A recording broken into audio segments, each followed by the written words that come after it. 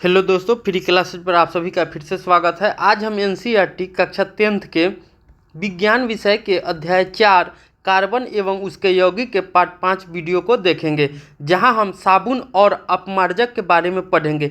तो साबुन को हम लोग सोप भी कहते हैं और जो अपमार्जक जो हमारा होता है वो क्या हो जाता है, तो डिटर्जेंट हो जाता है, या इसे हम लोग आसान भाषा में सर्फ भी कहते हैं या डिटर्जेंट कहते हैं। तो आज हम इस वीडियो में साबुन और अपमार्जक के बारे में देखेंगे कि ये क्या होते हैं और ये कैसे काम करते हैं, और कपड़ों पे लगे हुए मैल को, दाग को ये कैसे आसानी से धुल देते हैं। तो इन सभी बिंदुओं पर हम चर्चा करेंगे। तो आइए हम देखते हैं। तो हमारा पहला है साबुन। तो साबुन जो होते हैं वो हम जानते हैं कि ये सोडियम और पोटेशियम के लवण होते हैं। क्या होते हैं? साबुन जो होते हैं सोडियम और पोटेशियम के लवण होते हैं। तो इनके जो लवण होते हैं तो ये जो होते हैं कि आयनिक के साथ ये साफ करते हैं। जैसे कि आप देख सकते हैं कि इसके जो आयनिक भाग होते हैं वो जल में घुल जाते हैं साबुन के, और जो कार्बन की जो श्रृंखला होती है वो क्या होती है, तो तेल में घुल जाती है। जैसे CH3COONA, ये हमारा क्या है, तो ये हमारा सोडियम एसीटेट है। ये सोडियम एसीटेट है जो एक प्रकार के कह सकते हैं कि ये हमारा क्या है, साबुन है।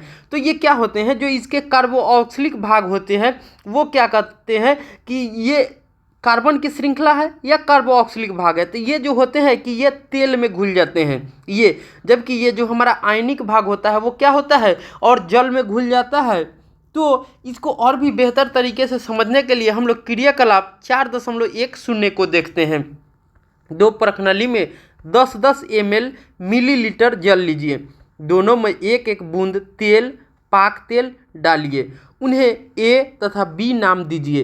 प्रखनली बी में साबुन के घोल की कुछ बूंदें डालिए, दोनों प्रखनली को समान समय तक जोर जोर से हिलाइए।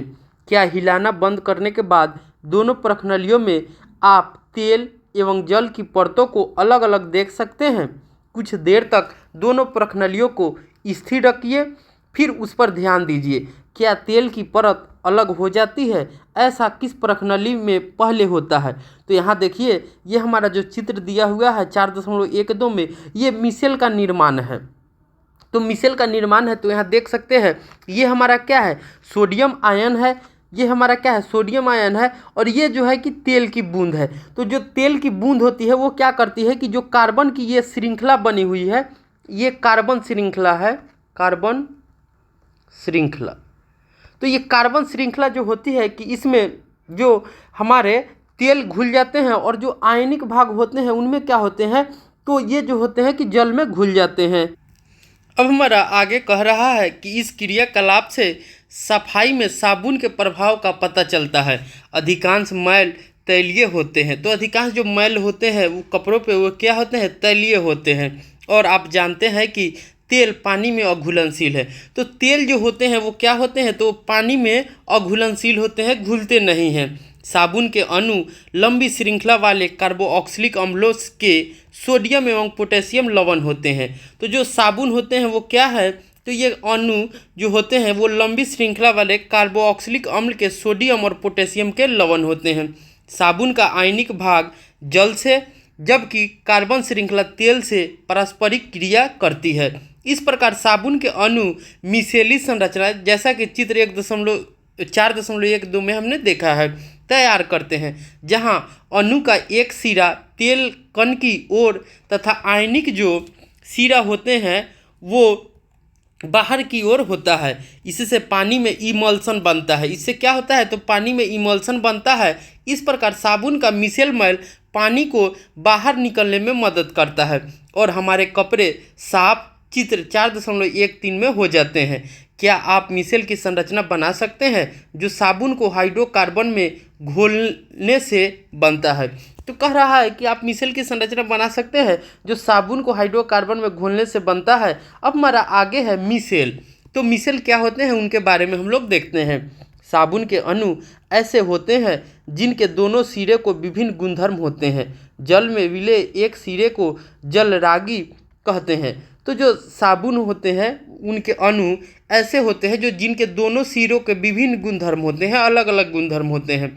तो जल में विलय एक सिरे को क्या कहते हैं, जलरागी कहते हैं, तथा हाइड्रोकार्बन में विलय दूसरे सिरे को हम लोग जल विरागी कहते हैं। क्या कहते हैं, जल विरागी कहते हैं। तो एक सिरा जलरागी होता है और दूसरा सिरा क्या होता है, जल विरागी होता है।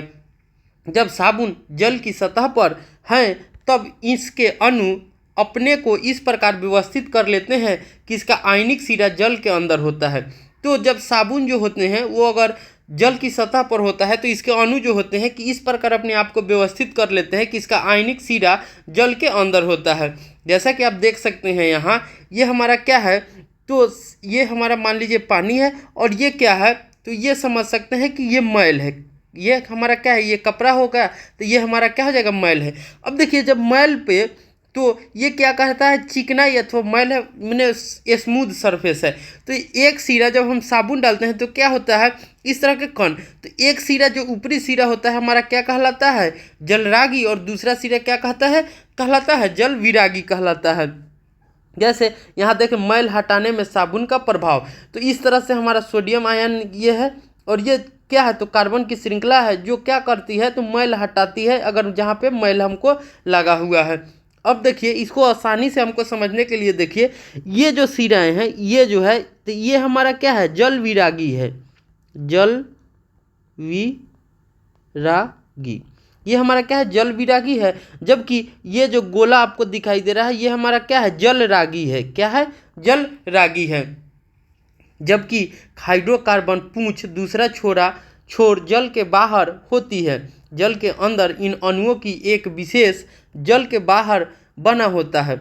ऐसा अणुओं का बड़ा गुच्छा बनने के कारण होता है, जिसमें जल विरागी पूंछ गुच्छे के आंतरिक हिस्से में होती है, जबकि उसका आयनिक सिरा गुच्छे की सतह पर होता है। इस संरचना को मिसेल कहते हैं। तो ऐसी जो संरचना बनती है उसे हम लोग क्या कहते हैं, तो उसे हम लोग मिसेल कहते हैं। क्या कहते हैं, मिसेल कहते हैं। मिसेल के रूप में साबुन स्वच्छ करने में सक्षम होता है, क्योंकि तैलीय मैल मिसेल के केंद्र में एकत्र हो जाते हैं। तो जो तैलीय मैल होते हैं वो मिसेल के केंद्र में एकत्र हो जाते हैं, इकट्ठा हो जाते हैं। मिसेल विलयन में कोलाइड के रूप में बने रहते हैं, और मिसेल जो होते हैं वो विलयन में कोलाइड के रूप में बने रहते हैं, तथा आयन विकर्षण के कारण वे अवक्षेपित नहीं होते। इस प्रकार मिसेल में तैरते मैल आसानी से हटाए जा सकते हैं। साबुन के मिसेल प्रकाश को प्रकीर्णित कर सकते हैं। यही कारण है कि साबुन का घोल बादल जैसा दिखाई देता है। तो यही कारण होते हैं कि जो साबुन का घोल होते हैं वो हमें बादल की तरह दिखाई देते हैं। अब हम आगे क्रियाकलाप 4.11 को देखते हैं। अलग अलग प्रखनलियों में 10-10 मिलीलीटर आशुत जल अथवा वर्षा जल एवं कठोर जल, हैंडपंप एवं कुएं का जल लीजिए। दोनों में साबुन के घोल की कुछ बूंदें मिलाइए। दोनों प्रखनलियों को एक ही समय तक हिलाइए। उससे बनने वाले झाग पर ध्यान दीजिए। किसी प्रखनली में अधिक झाग बनता है, किस प्रखनली में श्वेत दही जैसा अवक्षेप प्राप्त होता है। शिक्षक के लिए निर्देश: यदि आपके आसपास कठोर जल उपलब्ध नहीं है तो साधारण जल में हाइड्रोजन कार्बोनेट अथवा सल्फेट अथवा मैग्नीशियम कैल्शियम के क्लोराइड को घोलकर कठोर जल तैयार कीजिए। आगे हम क्रियाकलाप 4.12 को देखते हैं। 2 प्रखनलियाँ लीजिए और प्रत्येक में 10-10 मिलीलीटर कठोर जल डालिए। एक में साबुन के घोल की 5 बूंदें तथा दूसरे में अपमार्जक के घोल की 5 बूंदें डालिए। दोनों प्रखनलियों को एक ही समय तक हिलाइए। क्या दोनों में झाग की मात्रा समान है? किस प्रखनली में दही जैसा कठोर पदार्थ बनता है?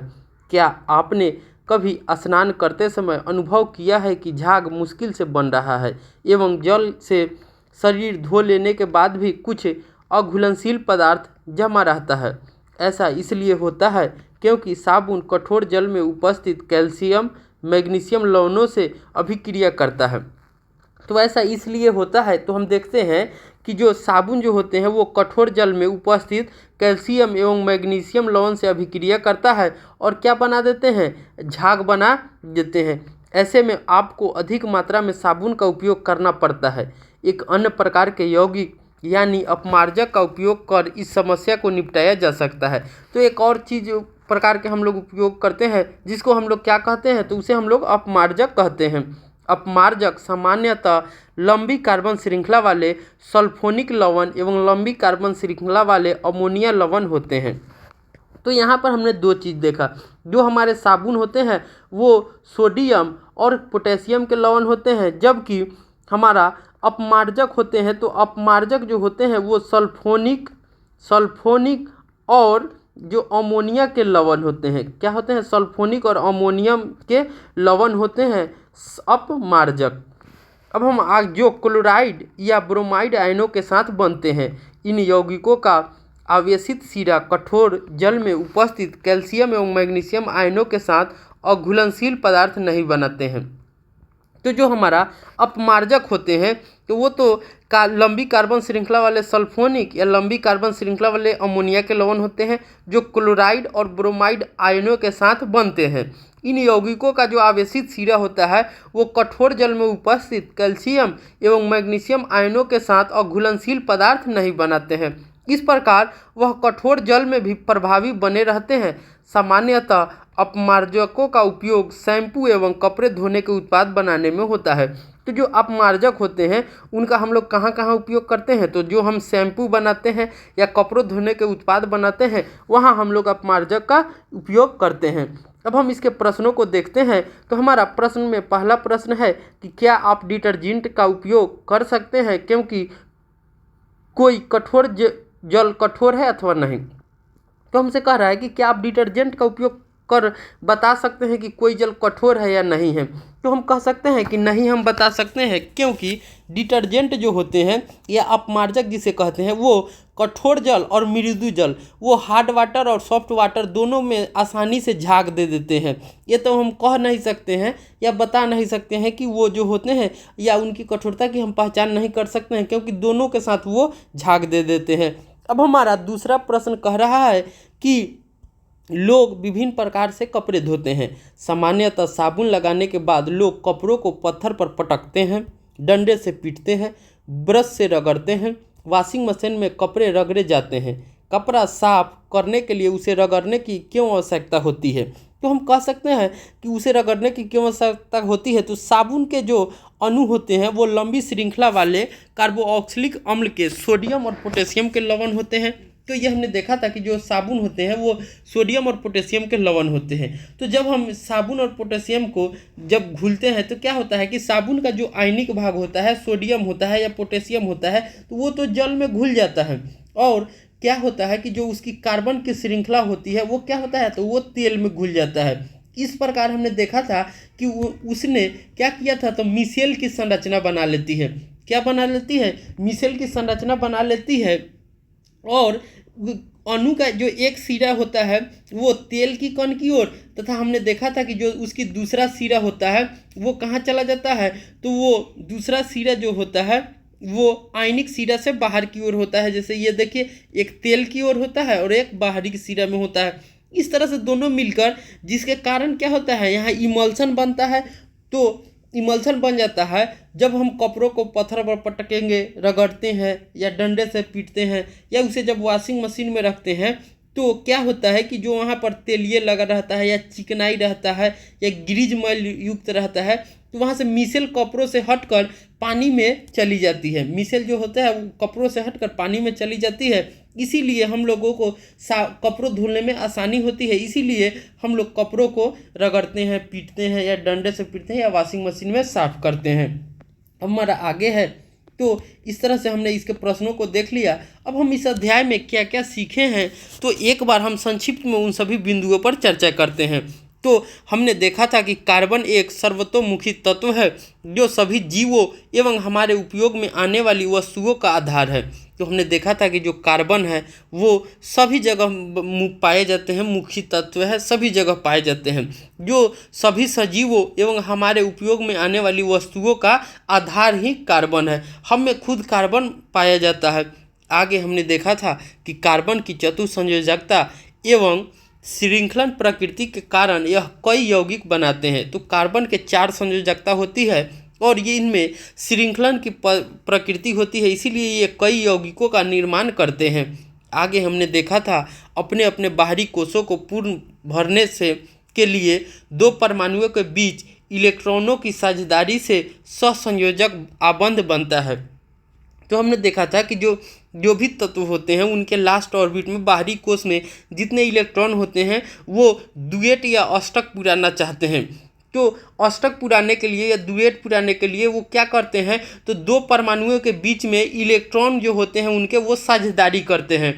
तो साझेदारी जो करते हैं वही हमारा सहसंयोजक आबंध बनाता है। जब साझेदारी करके कोई बंध बनता है वह हमारा क्या कहलाता है, सहसंयोजक आबंध कहलाता है। आगे हमने देखा था कि जो कार्बन अपने दूसरे तत्वों जैसे हाइड्रोजन, ऑक्सीजन, सल्फर, नाइट्रोजन एवं क्लोरीन के साथ सहसंयोजक आबंध बनाता है। तो कार्बन तो अपने साथ ऐसा बनाता ही है सहसंयोजक यौगिक, लेकिन वो जो होते हैं वो दूसरे तत्वों के साथ भी जैसे हाइड्रोजन, ऑक्सीजन, सल्फर, नाइट्रोजन और क्लोरीन के साथ भी ये सहसंयोजक आबंध बना लेते हैं। आगे हमने देखा था कार्बन ऐसे यौगिक भी बनाता है जिसमें कार्बन परमाणुओं के बीच द्वि या त्रि आबंध होते हैं। कार्बन की यह श्रृंखला सीधी, शाखायुक्त एवं वलीय किसी भी रूप में हो सकती है। तो हमने देखा था कि जो कार्बन होते हैं वो ऐसे भी यौगिक बनाते हैं जिसमें क्या होता है, तो कार्बन परमाणुओं के बीच द्विबंध या त्रिआबंध होते हैं। जैसे हमने देखा था एल्कीन, एल्काइन। तो एल्कीन में हमारा क्या था, डबल बॉन्ड था। एल्काइन में हमारा क्या था, ट्रिपल बॉन्ड था। इसे हम लोग असंतृप्त हाइड्रोकार्बन भी कहे थे। क्या कहे थे, असंतृप्त हाइड्रोकार्बन भी इसे कहे थे हमने। तो कार्बन में ये भी प्रवृत्ति होती है कि वो द्विबंध और त्रिबंध भी बनाते हैं एकल बंध के बावजूद। कार्बन की यह श्रृंखला सीधी माने सीधी हो सकती है, शाखा युक्त में भी हो सकती है या वलय हो सकती है। सीधी का मतलब ये हो जाता है जब शाखा का मतलब जैसे मान लीजिए ये हमारा है तो शाखा अगर यहाँ हाइड्रोजन है तो इस तरह से होते हैं, तो ये हमारा क्या कहलाता है, ये शाखा युक्त हो जाता है। वलीय का मतलब होता है कि जब मान लीजिए कार्बन ये है ये और यहाँ पे है, अब ये हमारा इस तरह से बनाए तो ये हमारा वलीय संरचना होती है। आगे हमने देखा था कार्बन की श्रृंखला बनाने की क्षमता के कारण यौगिकों की एक समजातीय श्रेणी उत्पन्न होती है जिसमें विभिन्न लंबाई वाली कार्बन श्रृंखला से समान प्रकार्यात्मक समूह जुड़ा होता है। तो हमने ये भी देखा था कि जो कार्बन की श्रृंखला बनाने की जो क्षमता होती है उसके कारण यौगिकों की एक समजातीय श्रेणी उत्पन्न होती है जिसमें विभिन्न लंबाई वाली कार्बन श्रृंखला से समान प्रकार्यात्मक समूह जुड़ा होता है। जैसे हमने देखा था कि मान लीजिए हमने मेथेन के साथ देखा था तो फंक्शनल ग्रुप जो होते थे, ब्रोमीन थे, आयोडीन थे, क्लोरो थे, तो ये क्या होते हैं, ये सभी भी मिलकर यौगिक का निर्माण करते हैं। जैसे ये हमारा क्या है, तो ये हमारा ब्रोमोमेथेन है। अगर यहाँ पर आई रहता तो क्या होता, आइडोमेथेन होता। अगर Cl रहता तो हमारा क्लोरोमेथेन रहता। तो वो फंक्शनल ग्रुप से भी मिलकर ये यौगिक बना लेते हैं। जैसे हमने एल्कोहल को देखा था, कीटोन को देखा था, एल्डिहाइड को देखा था, कार्बोक्सिलिक अम्ल को देखा था। तो इस तरह के भी यौगिकों को प्रकार्यात्मक समूह से जुड़ जाते हैं जिसे फंक्शनल ग्रुप भी कहते हैं और जुड़कर एक कार्बन की लंबी श्रृंखला बनाते हैं। आगे हमने देखा था एल्कोहल, एल्डिहाइड, कीटोन एवं कार्बोक्सिलिक अम्ल जैसे समूह कार्बन यौगिकों का अभिलाक्षणिक गुण प्रदान करते हैं। तो जो एल्कोहल होते हैं, एल्डिहाइड होते हैं, कीटोन है या कार्बोक्सिलिक अम्ल है, ये सभी जो होते हैं कार्बन यौगिकों का अभिलाक्षणिक गुण प्रदान करते हैं। आगे हमने देखा था कार्बन तथा उसके यौगिक हमारे ईंधन के प्रमुख स्रोत हैं। तो जो कार्बन है या उसके यौगिक है ईंधन के प्रमुख स्रोत है, क्योंकि ईंधन के रूप में हम लोग यूज भी करते हैं उसके यौगिकों को। आगे हमने देखा था कार्बन यौगिक एथेनॉल एवं एथेनोइक अम्ल का हमारे दैनिक जीवन में काफ़ी महत्व है। तो हमने देखा ये भी देखा था कि कार्बन के जो यौगिक होते हैं एथेनॉल या एथेनोइक अम्ल ये हमारे दैनिक जीवन में भी काफ़ी उपयोग होते हैं, क्योंकि हमने देखा था कि जो एथेनॉल होते हैं उसी को सामान्य हम लोग एल्कोहल कहते हैं जिसे हम लोग व्यावसायिक रूप से भी करते हैं। और जो हमारा टिंजर था या किसी चीज़ को साफ़ करने के लिए या हमने वाइन शॉप में भी इस तरह से उसका यूज करते हैं। लेकिन हमने ये मेथेनॉल के बारे में, तो मेथेनॉल बहुत जहरीली होती है। ये जो होते हैं कि किसी भी जल के अनुपात में विलेय होते हैं। एथेनोइक जो अम्ल था वो उसके भी हमने देखा था। तो यहाँ भी हमने देखा था कि जो एथेनोइक होते हैं वो अभिक्रिया करके एथीन में टूट जाते हैं। तो इनके जो हमारे दैनिक जीवन में भी बहुत सारे उपयोग होते हैं। आगे हमने देखा था कि जो हमारे साबुन एवं अपमार्जक की प्रक्रियाएं हैं वो अणुओं में जलरागी तथा जलविरागी दोनों समूह की उपस्थिति पर आधारित होती है। तो जो साबुन है या अपमार्जक है उनकी प्रक्रिया, अणुओं के बीच जो प्रक्रिया होती है वो क्या है, तो जलरागी होती है, जलविरागी होती है, दोनों समूह होती है। एक सिरे पर जलरागी, दूसरे सिरे पर जलविरागी काम करती हैं, उसी पर ये बेस्ड होते हैं। आगे हमने देखा था कि इसकी मदद से तैलीय मैल का पायस बनता है और बाहर निकलता है। इस तरह से हमने देखा था कि जो उसकी तैलीय मैल होती है उसका पायस बनता है या मिसेल बनता है और वो बाहर निकल जाते हैं। इस तरह से हमने अध्याय 4 कार्बन और उसके यौगिकों को देखा और बेहतर तरीके से उनके सीखा। अगर इसमें जो भी मैंने हमारे सब टॉपिक थे उन सभी सब टॉपिकों को एक एक करके पार्ट वाइज हमने सारे वीडियो को देखा और सारे चीज़ों को हमने बेहतर तरीके से सीखा। फिर भी अगर इस अध्याय से जुड़े आपको कोई समस्या है या किसी चीज़ को समझने में दिक्कत हो रही है तो आप हमारे channel YouTube channel free classes 504 के कमेंट सेक्शन में लिख सकते हैं और भी बेहतर तरीके से आपको समझाया जाएगा। अगर आपको कहीं दिक्कत हो रहा है, अगर वीडियो आपको पसंद आ रहा है या आपको अच्छा लग रहा है तो प्लीज़ लाइक एंड सब्सक्राइब कर दीजिएगा और अपने मित्रों को भी शेयर कर दीजिएगा। तो मिलते हैं अगले वीडियो में अगले अध्याय के साथ, तब तक के लिए बाय।